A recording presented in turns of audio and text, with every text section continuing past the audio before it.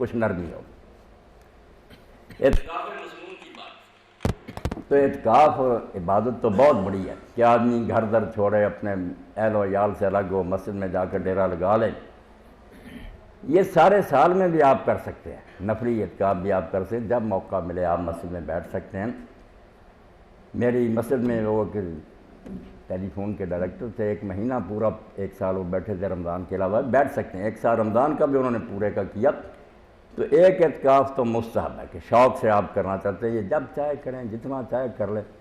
دوسرا اعتکاف مسنون ہے کہ رسول کریم علیہ السلام نے آخری 10 یا 9 دن جو ہے یہ اعتکاف کیا، اور 1 سال اگر رہ گیا کسی ضرورت کی وجہ سے تو آپ نے شوال میں پھر اس کی قضا کر لی، یہ مسنون اعتکاف ہے۔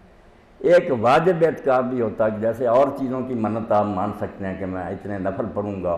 اتنی خیرات کروں گا، اس طرح اگر کوئی شخص منت مان لے کہ اللہ میرا یہ کام کرے تو میں اتنے دن اعتکاف کروں، وہ پھر واجب ہو جاتا ہے، وہ تو لازم ہے نا، پورا کرنا ہی پڑتا۔ یہ مسنون جو اس کا ثواب اگر کوئی نہیں بیٹھتا، گناہ نہیں، وہ واجب جو ہے نظر ہے وہ تو پوری کرنی پڑتی۔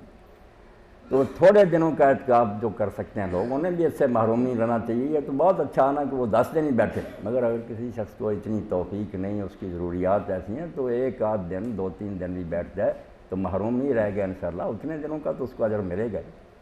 کم از کم 1 دن کا ہونا چاہیے۔ یہ بعض مساجد میں لکھا ہوتا ہے نوایت و سنت الاعتکاف کہ جب مسجد میں داخل اعتکاف کی نیت کر لیں،